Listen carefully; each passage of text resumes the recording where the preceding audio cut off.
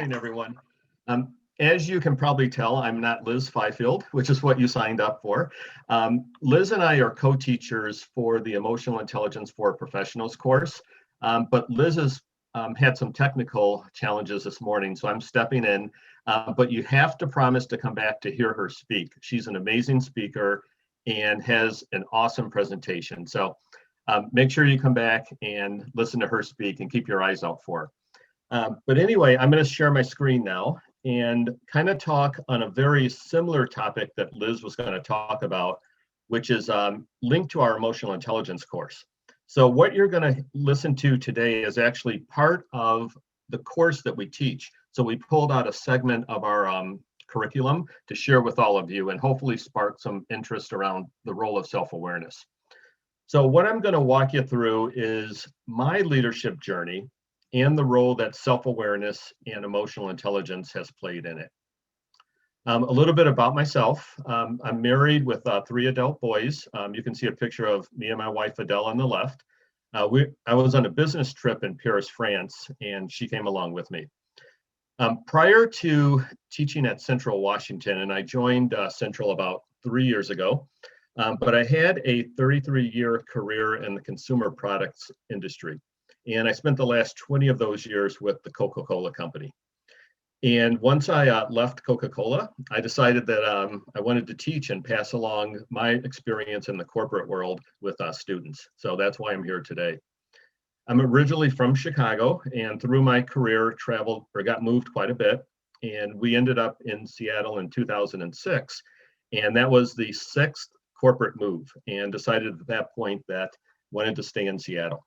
And then outside of work, love to run. I'm actually going to start training for what hopefully will be my 14th marathon shortly, and also love to travel. All right, so this presentation is going to be extremely interactive. Okay, so let's just get ourselves familiar with some of the advanced features on Zoom. So if everyone can hover their mouse towards the very top and click on View Options, then with the drop down, select Annotate. And from there, click on Stamp. And then once you get the drop down from the Stamp menu, select any option that appeals to you. And if you want to clear your stamp, just click on Clear. And if you want to get back to your mouse mode, go to the left and click on Mouse. Okay. All right, so let's give this a try and see how we do. All right, so this presentation is all about self-awareness and emotional intelligence. So let's just see where we are with our emotional intelligence skills. So if you can click on the one or ones that apply to you. So have you never studied EQ, read a book or an article maybe? Are you in this EQ-free zone? It's too early in the morning and you don't want to deal with it? Have you taken other courses on EQ? And do you have a mindfulness or meditation practice? So let's see where everyone is, just getting ourselves familiar with the stamp feature. All right, excellent. All right, I see we have some that have never studied EQ. Totally fine, you were in the right place. We have some that have read books and articles. Excellent. Some that have even taken other courses. I love this. And we have one with a meditation mindfulness practice. I'll talk a lot about the role that meditation has played in my life. All right, and then we have some that are in an EQ-free zone, and that is totally fine also. All right, excellent, everyone. All right, now we're also going to use the chat features. So Doris mentioned that if you hover your mouse towards the bottom, you can see chat. So go ahead and hover your mouse towards the bottom and type in the chat the name of your favorite restaurant or type of food. And Doris, if you can help me with the chat, that would be great. And just let me know what everyone's favorite type of food is.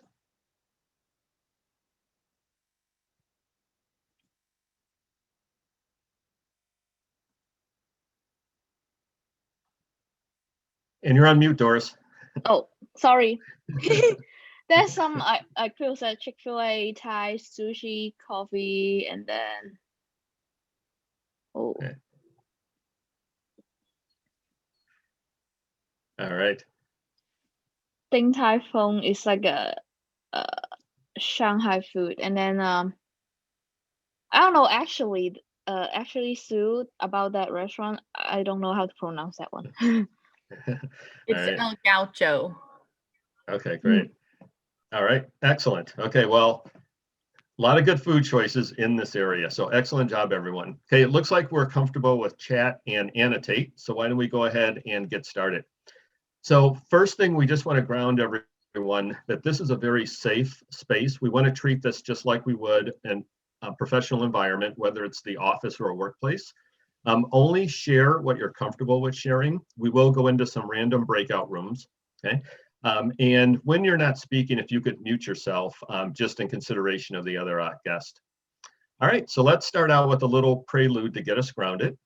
And I'd like to hear from all of you first. In the chat, why would a hiring manager seek a candidate with emotional intelligence training? You probably don't have enough information to answer this at this point, but would love to get your thoughts. So why would a hiring manager seek a candidate with emotional intelligence training? And Doris, if you can help me with the chat.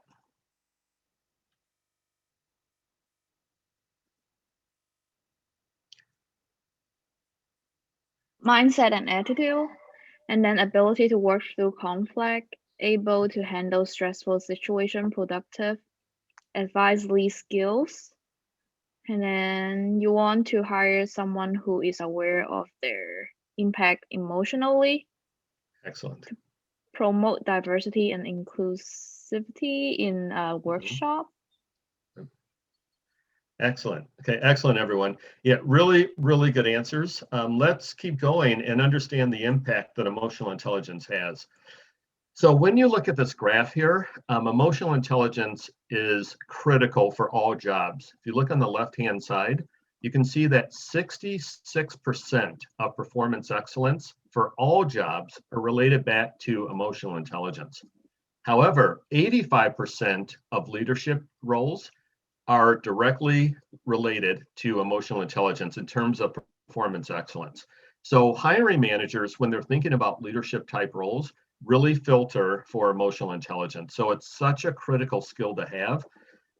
The disadvantage or the unfortunate part is that not a lot of universities teach this skill. So that's why Liz and myself have created this course, and we're really promoting it at Central Washington. We really want to make sure all of you have strong emotional intelligence skills as you exit out of Central. All right, so what is emotional intelligence? Well, it really consists of 4 components and 17 different competencies. And you can see the 4 components here. There's self-awareness, self-management, social awareness, and relationship management. And then underneath those, you can see the different competencies that make up each of those. Okay. All right, but those 4 components are critical. And out of those 4 components, you can see that self-awareness is the big one. It really all starts there. Okay. So let's go ahead, and if you can place a check by the component using the annotate feature, place a check by the component that you feel you'd most want to improve. And to help you with that, you can look at the competencies that are down below. So go ahead and use your stamp and place one. So I see Lauren said social awareness, excellent. Brittany, and it looks like Adele said relationship management, or Adel. Excellent, everyone. Yep, this is perfect. All right, perfect. Yeah, and it's interesting. This is pretty much consistent with what we see whenever we show this chart. And you can see that starting with self-awareness, the end game is relationship management. So all of you have pretty much nailed it. But to get there, it all starts with self-awareness. Okay. All right. Have another question here. So in the chat, does anyone know the top 2 factors that lead to a promotion? So the top 2 factors that lead to a promotion. Let's go ahead and put that in the chat. And Doris, if you can help me.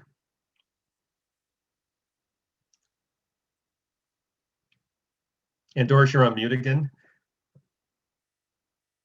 Answer coming. So is leadership and management skills, relationship and conflict management. Okay, great. All right, anyone else? The top 2 factors that lead to a promotion. Well, there's more coming. Work performance and leadership skills.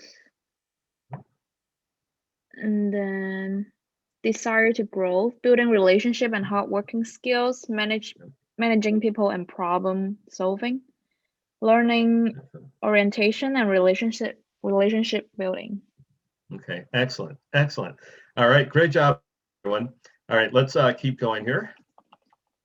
Well, the top two factors, and all of you were right, if you really peel back the onion, but when we look at the top two factors, according to careerbuilder.com, they relate back to emotional intelligence. Specifically, self-awareness is number one. The number one reason that, or the number one thing that gets people promoted is being self-aware. Number two is closely related, and that's being more aware of the needs of the organization. And that falls under social awareness. So you can see not only is emotional intelligence critical for performance management, and leaders need it to succeed, but everyone needs self-awareness and organizational awareness if you want to fastly move up the career ladder. So very important, self-awareness, the number one thing that gets people promoted. All right, so what is self-awareness? If you look at the dictionary definition, conscious awareness of one's own character, feelings, motives, and desires. But the definition that we use in our course, it's by one of the authors of the book that we use. It's Tasha Eurich is the author, but her definition is the ability to see ourselves clearly, understand who we are, how others see us, and the big one is how we fit into the world.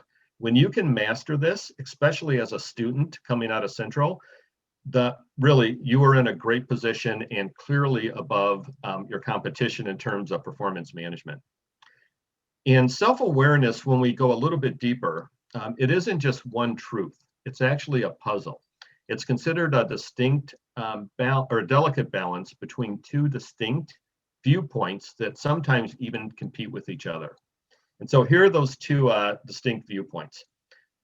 The two viewpoints are internal self-awareness, and that means how well do you know yourself, okay? And then there's external self-awareness, and that's how well you understand how others see you, okay? So if you look at this quadrant here, what Tasha's work really defines well is that intersection between those two viewpoints.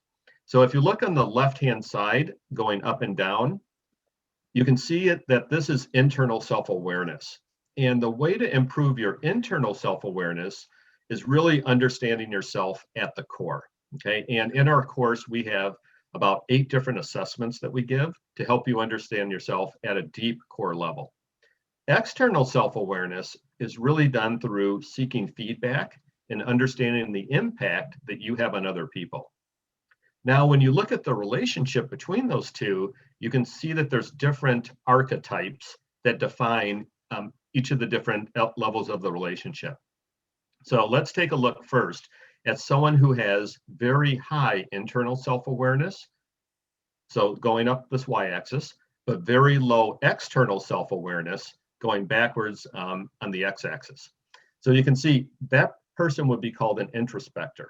So clear on who they are, they don't challenge their own views or search for blind spots or by getting feedback from other people. And having this point of view can harm their relationships with other people and limit their success. So they know who they are at a deep level, but they don't know how they're showing up and how others perceive them. Now, if we look at someone that has high external self-awareness, but low internal self-awareness, that person is a pleaser. So these people can be so focused on appearing a certain way and really focused on how they're showing up to other people that they may not make the best choices for them because they're so focused on people pleasing and making sure others are happy. And then you have people that are low in both. Those are called seekers. So they don't know who they are at a deep core level or how other people perceive them. So these people are very stuck and frustrated, not only with their performance at work, but with their relationships with other people. And then you have people that are high in both, high in external and high in internal self-awareness. So these are people that are aware. And as you can imagine, they know who they are at a core level. They know what they want to accomplish, but they also seek out the opinions of others. And this is where true leadership resides, in this aware quadrant. But the challenge is that when people are surveyed, 95% will say that they're self-aware, but when we ask other people if they're self-aware, that number actually drops to 15%. So out of 20 people in a room, only 3% are considered self-aware. So only 15% are truly self-aware. So that's why it's important that you nurture and understand not only yourself at the core, but how others perceive you. Okay. All right, so with that being said, let's walk now through my journey of self-awareness and the role that it played in my leadership journey. So here's a picture of me when I was probably around the same age as all of you. This is back in 1981, but I was part of a fraternity when I was in college, okay? And this was taken right on the campus where I went, which is Illinois State. But this group of guys here that are in the fraternity with me, we did a skit at an assisted living home, and that's why we're in Army fatigues. A lot of the residents there were World War II veterans, but I actually planned that event. So I was very active in the background, but when it came to visible leadership traits, didn't have those. And I'll explain why as we go throughout this presentation. However, in 2016, my final performance review with the Coca-Cola Company, I was awarded an excellence in leadership skills behavior. And this is a picture of my team in Taipei, Taiwan.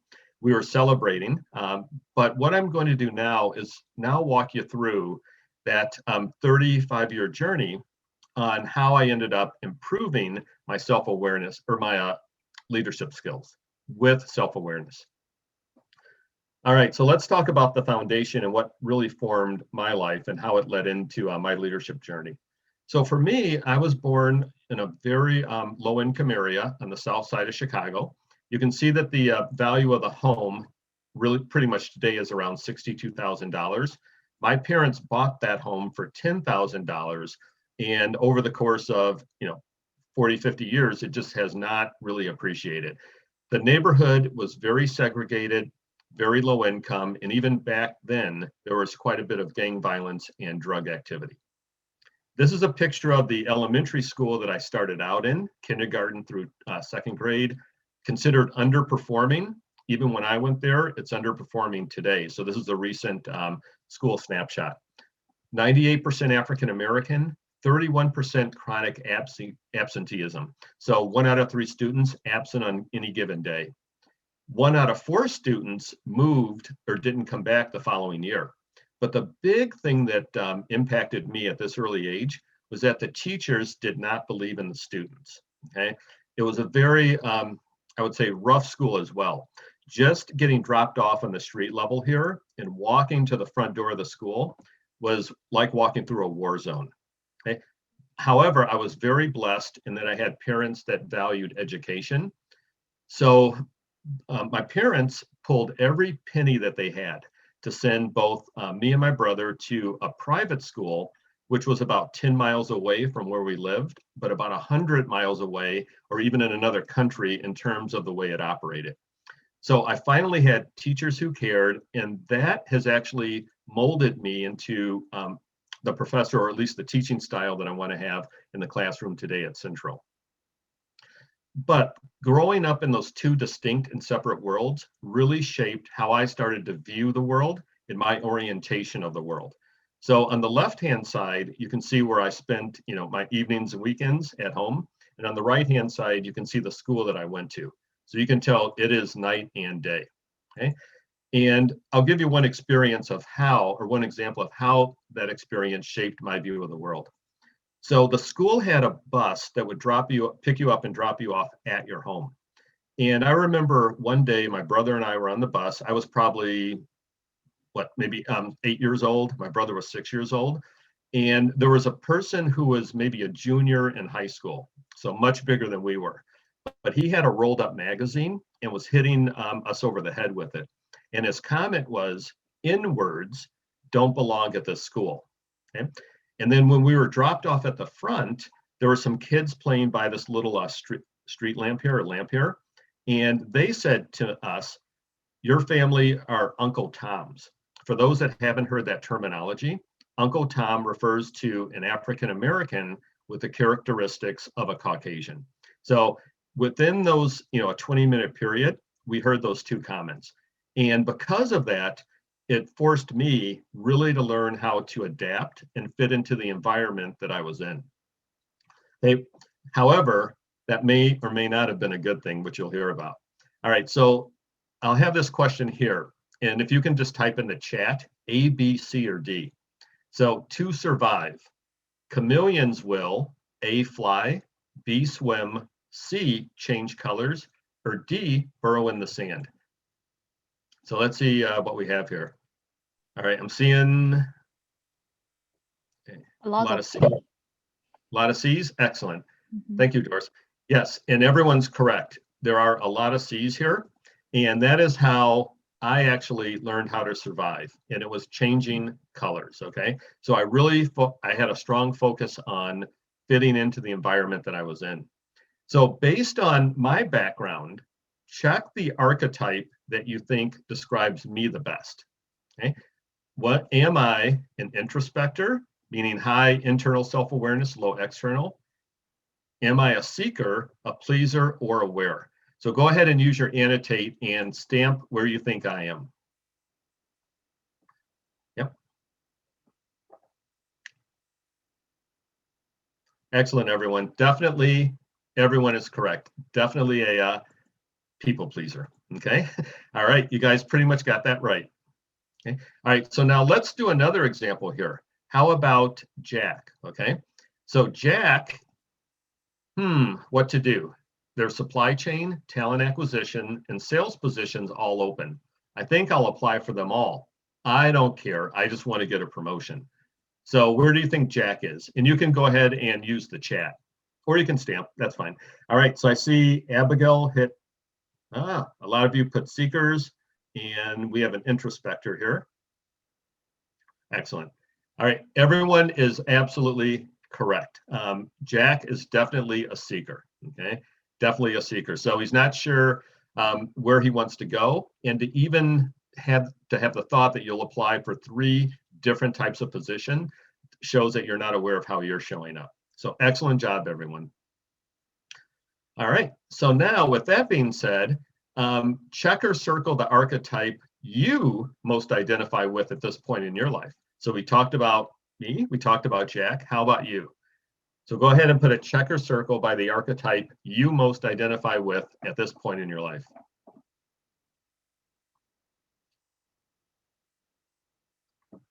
Excellent. Okay. Perfect, everyone. All right, and I see we're all over the board here. We do have, I see quite a few awares. Now remember what I mentioned before, that only 15% are actually considered aware. So really important to get feedback from other people too. All right, so we're going to go into our first breakout room. And so I'm going to stop sharing here. So our breakout room will only have just about 5 minutes in there. Actually, let me go back here so you can see what our activity is. All right, but in the breakout room, what I'd like you to do is share how your archetype has either been a barrier to or an enabler of your success. So if you can take a screenshot of this picture or this slide, and then we'll put you in breakout rooms, and we'll just have 5 minutes, but just talk about how your archetype has been a barrier or an enabler of your success so far, okay? All right, so take a screenshot, and again, a barrier or an enabler of your success, and talk about your archetype.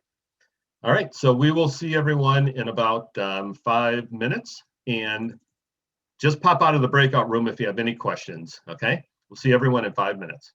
Okay. All right, welcome back, everyone. And yes, great music. And thanks for being so enthusiastic so early in the morning. So welcome back, everyone. Hopefully you had a good breakout discussion. Thumbs up, thumbs down, how did it go? All right, excellent. All right, let's keep going. All right, so let's now walk through my journey in a little bit more detail, okay? So everyone's had a chance to share their archetype and how it's impacted your professional or academic life so far. So yes, all of you are correct. When you named me as a pleaser, you could not be more correct. And the way that showed up is that for me, there was a heavy focus on my outward appearance and how I was fitting into the groups that I was, or the environment I was in at the time. That led to me losing my own voice, okay? Boundaries, had no idea what boundaries were or even what they meant, let alone how to set them. And I became really a dream employee. So when you think about it, someone that has a private school education, doesn't have their own voice, doesn't set boundaries well, that person really could become a dream employee. And that's actually what happened to me. And here's an example of one of the ways that that really showed up in my life. So I ended up moving up the career ladder pretty fast. And at one point, I started to have my own discretionary marketing budget when I was working for Coca-Cola. You can see some of the promotions that I worked on the right-hand side. But for me, one of my passions is compassion-based marketing. And so I had a performance review that was coming up with my manager, and I wanted to move into a group called corporate philanthropy. Okay, so it's doing large global or even national compassion-based events. And that was my desire at the time. And here's the conversation that I had with my boss. And you can see how being a people pleaser didn't serve my best interest. So my conversation started like this. Hey boss, I'd like to work on the corporate philanthropy team. My boss responded, you are way too valuable to lose, and we love you here. And as a people pleaser, my comment was, okie dokie, they love me, yay. So I continued on. Would love to go back and replay that conversation today. All right, so now, how did I end up working on myself? As you can see, a people pleaser, the best way to improve is to understand yourself at the core, your internal self. So for me, the first step was to identify my core values. And if you look at this little red arrow, you can we'll follow the journey as I start to move up. So identify my core values. One of the elements that we have in our emotional intelligence course, and that all of you will have as a follow-up from this workshop, is a life balance wheel, which I'll explain, but also a core value assessment. And so the way that this worked for me is I worked with a life coach. We identified my core values. Then you plot them on this life balance wheel. And you identify between 2 and 10, 2 being on the inner ring, 10 on the outer ring, how satisfied you are with these particular core values today, meaning currently. And then from the 2 that are most out of alignment, you set very specific goals against those, okay? So just the process of identifying my core values and then setting goals made a major shift in my life. And so one of the goals, or one of the areas, is health and self-care. You can see it here, very much out of alignment. So I set a goal to run one marathon, actually, and then I ended up setting another goal to do 5 marathons. And then this article, which is in the Kirkland Reporter, is actually about me running my 10th marathon, okay? So I ended up reaching those goals, but that is how important linking core values to your goals are. Once you know what your core values are and what you stand for, the rest becomes very easy to accomplish. Step number 2 was really thinking about what I stood for. And that came in the form of actually a very scary event for me. But step 2 is really identifying what you feel your purpose in life is, what your legacy statement is, and then working backwards. And I will say this, okay, and you may not hear this from a lot of professors, but I will say that if you can exit out of Central Washington with an understanding of what your purpose is and what you were put on this earth to do, that is one of the most powerful things you can exit out of a university with, that knowledge, okay? And for me, it came much later in my life, okay? So let's take a look at what happened for me. At this point in my career, I had started to move up the corporate ladder, and I was now in a global position with Coca-Cola. And as part of traveling worldwide, we had to go through a very extensive medical exam. In the course of that medical exam, I was diagnosed with the very early stages of prostate cancer. And the diagnosis came on a Friday night at about 7 o'clock at night. Monday or that Saturday morning, 24 hours later, I had to do a 21-mile training run. I was training for the Vancouver, BC full marathon. And my two running partners that you see on the right didn't show up for that run. So I had about 4 hours by myself on the Burke Gilman Trail. Less than 12 hours ago, I found out that I was diagnosed with the early stage of prostate cancer. So I didn't know if it had spread or not. At this point, when I was doing the run, I started to think, what would I be remembered for if, in fact, this cancer had spread throughout my body? And so I started to think, I'll be remembered for being a good employee, good provider to my family, but I won't be remembered for being very present. Okay, I let work kind of consume my life.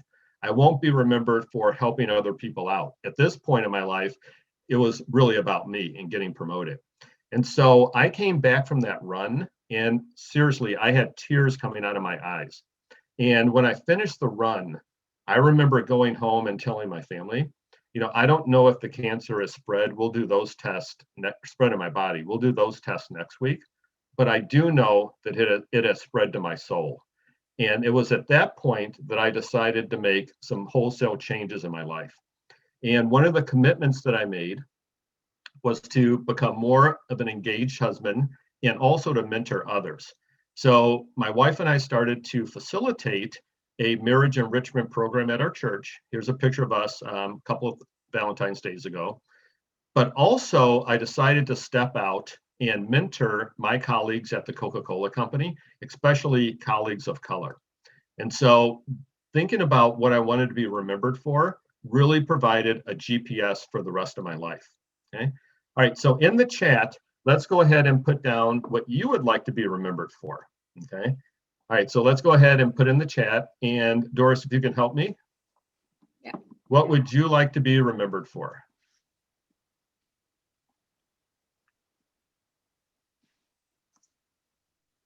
And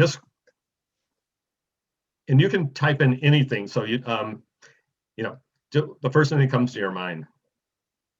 So we have some answer now. So it's helping others succeed, my kindness and helpfulness, my helping children access a quality education, always spend times outdoors, compassion, helping others find their purpose, helping others, kindness, and creating positive change, a loving person, giving back to the world around me, being adaptable, and having a good attitude. Excellent. Excellent. All right, great. Thank you, everyone. All right, excellent comments. And those are very, very powerful legacy statements that you all had. And I encourage all of you to really think about your legacy statements and think about how your core values support that legacy statement.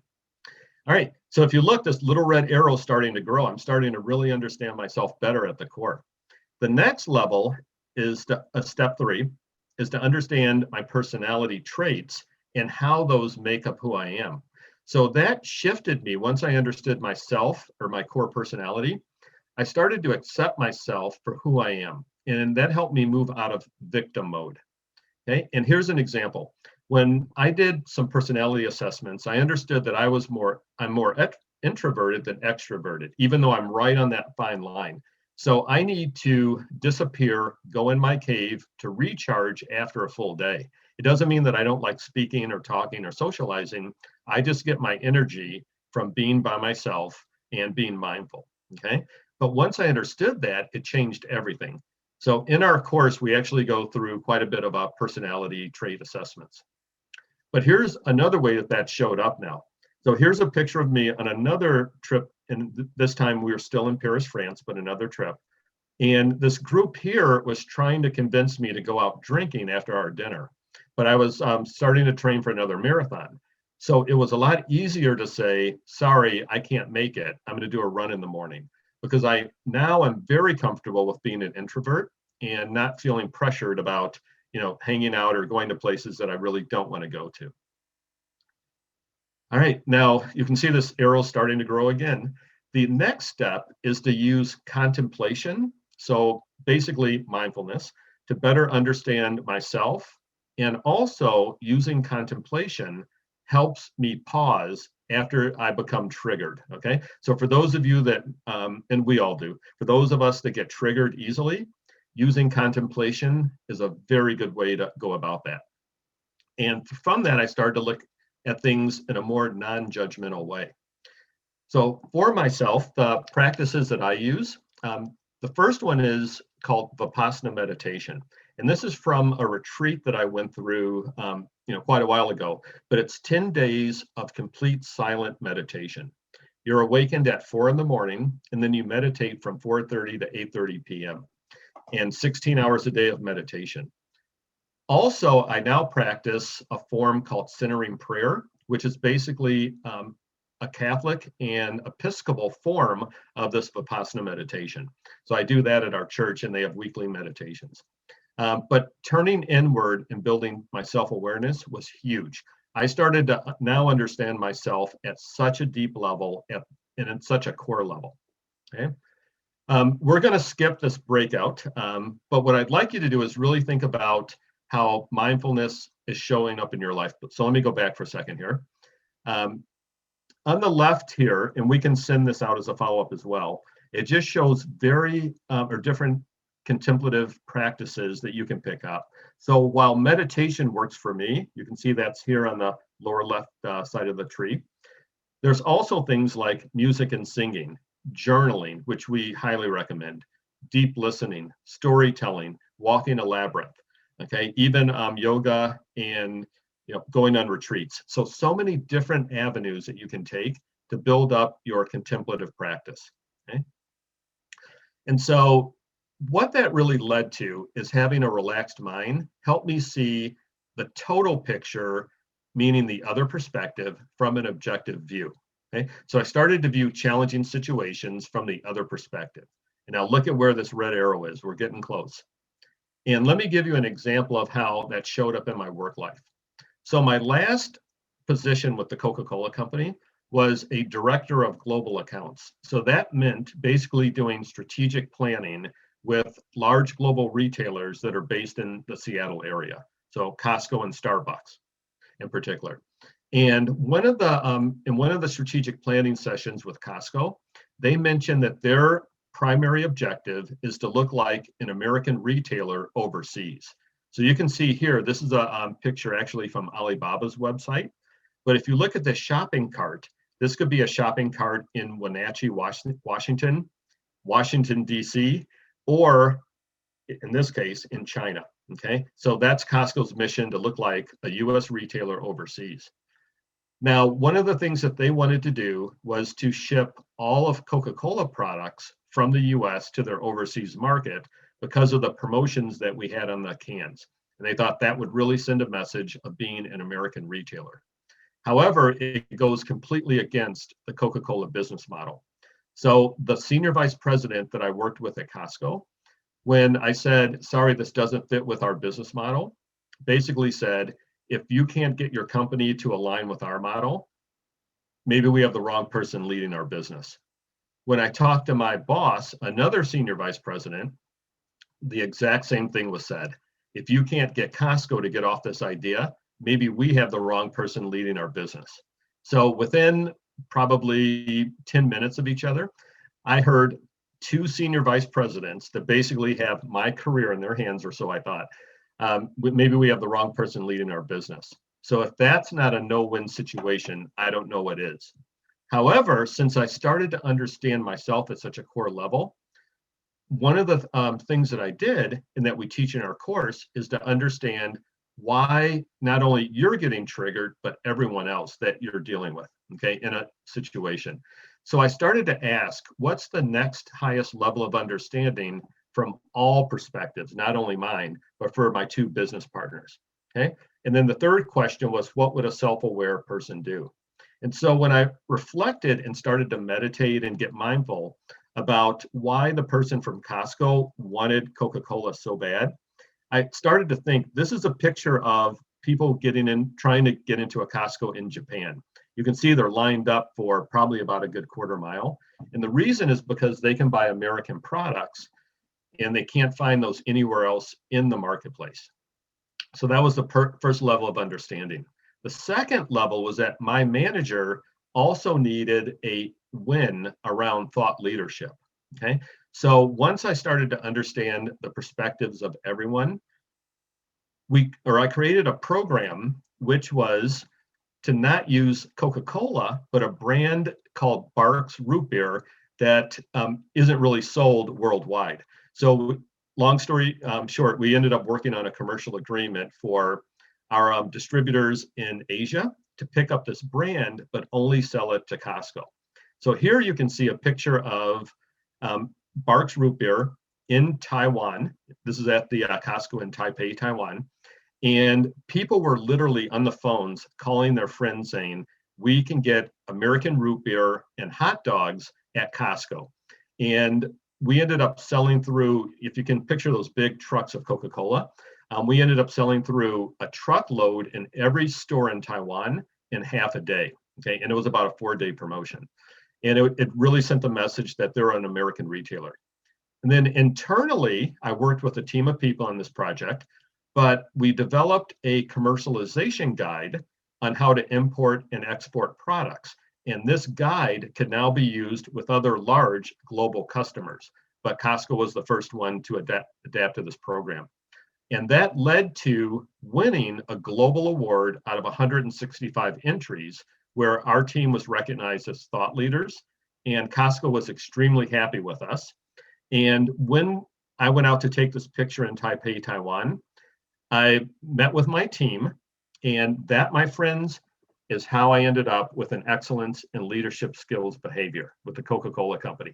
So after that picture was taken, me and my team in Taiwan, we went out and had a wonderful celebration. We talked about how we thought it was a no-win situation, but we were able to accomplish something that no one else in the history of Coca-Cola had ever done. So it was a huge win, and just seeing the development with this team was so amazing. All right, but it's not over yet, okay? Step number 6 is now to align your day-to-day actions with your core values, okay? So remember core values, we talked about that at the very beginning. That was my very first step. So if you can see, I'm now just barely into the aware quadrant, okay? So I'm understanding myself at a deep core level. The external self-awareness, I had that nailed from my background, but I still worked to seek feedback and improve. And now I'm really living, in my opinion, in alignment with my core values and my legacy statement. So the work that I'm doing now at the university really links back to what I envisioned on that 21-mile run, when at that point I wasn't sure what my outcome was going to be. So this was an article from the Linwood Times that was published at the beginning of the year, where I received a professorial endowment from the Colt family. And the Colt family, they're the owners of Horizon Air and have a strong partnership with Alaska Air. Okay, so this is really a dream come true. Okay? And it's because it's in alignment with my core values. So here's my 6-step journey. Identify your core values. Become clear on your personal mission, your purpose, and then start to work backwards. Understand your personality traits and just know that that's you, okay? And that way you won't, it's more difficult to get swayed. Use contemplation to better understand your internal self. Always ask, what is the other perspective? So important for building empathy. And then align your actions with your core values. And yes, this journey is not easy. It's very difficult. And you really have to ask yourself very difficult questions, and you have to answer those questions as well. All right, so let's go back and now look at some of the impact that this has really had on my life. So when you remember this slide, I lost my own voice. Well, going back almost a year ago now, on June 27th, right after George Floyd was killed, I was asked to give a talk on at a prayer service on racial justice and healing. And so I gave that talk, and you can see some of the, where the red arrows are pointing here, some of the comments on Facebook Live. You can see truth. Thank you, Andy, for sharing your truth. Okay. Now remember, I had lost my voice. So I wouldn't have been comfortable sharing like that a couple of years ago. All right. So anyway, as we start to look at some of the benefits of self-awareness, you can see on the left-hand side some of the major benefits of embracing self-awareness and really investing in this area. So your understanding of yourself grows really deep. These are the ones that impacted me. You think of mistakes as tools for growth. You have much better relationships, and you get to know why you do the things you do. You pursue your goals and dreams. You have healthy boundaries, and you live in the present moment, in the here and now. So those are some of the big benefits that occurred in my life by embracing self-awareness and going on this journey. Okay, so as a follow-up for this workshop, Liz and I want to leave you with this homework assignment. So we're going to send out, after this session, a core value assessment that you can complete on your own, and then also a blank life balance wheel. So what you want to do there is just plot between 2 and 10, 2 meaning not satisfied, 10 meaning very satisfied, how you are currently, or how satisfied you are currently with each of your core value areas. And then once you identify the 2 that are most out of alignment, set very specific SMART goals. So here's some examples. Run a full marathon by November 1st, mentor 1 engaged couple. Okay, so those are examples. They're in a SMART goal format. And that's what you really want to do to make sure it's actionable and you hold yourself accountable. All right, so with that being said, I want to also let everyone know that what you just went through is a small part of a bigger course called Emotional Intelligence for Professionals. It's offered in the summer and the fall. It is an elective for leadership and management specialization. Also, if you're not a College of Business major, that's okay, as long as you have a senior standing that you can petition for a special exception. We also offer a skill badge. You can see this up in the upper right-hand side. And right now, Central Washington is the only university in the nation that we know of that offers a skill badge in emotional intelligence. So a lot of you are going to come out in a very competitive job market. So this will help give you a competitive advantage as you start to look for jobs. And we talked about the importance of emotional intelligence. Okay. And we do a very deep dive into all components of emotional intelligence. And we even have, and this is led by Liz, a bonus resume and interviewing with emotional intelligence executive coaching session. Okay. So with that, just want to say thank you and really hope that all of you start to embrace emotional intelligence, and I hope all of you enjoy your journey. Okay. All right, so with that, I'm going to stop sharing and I'll open it up for any questions or any thoughts. We have a few more minutes here.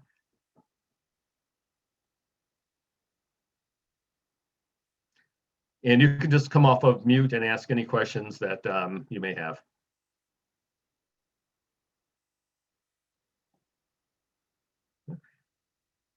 All right, thank you. All right, looks like we don't have a lot of questions. So, Doris, do you want to come back and close us out? Yeah, I think if you're done, then that will be all.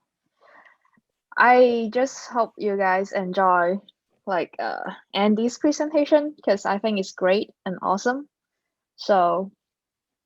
All right, thank you, Doris. Yeah, and as I mentioned, I know some people came in a little bit after I started. So I stepped in because the guest speaker who was actually advertised had some technical issues. And you really want to listen to her speak. She's amazing. So Liz Fifield, she's also my co-instructor for the emotional intelligence course. So make sure, keep your eyes out. And when she speaks, you want to definitely come back and listen to her. If any of you have any questions, let me know. Either about this presentation or the course. Otherwise, Doris, we'll send you the assessments and the life balance wheel to distribute to everyone. All right, well, thank you, everyone. Have a wonderful morning and enjoy the rest of the conference.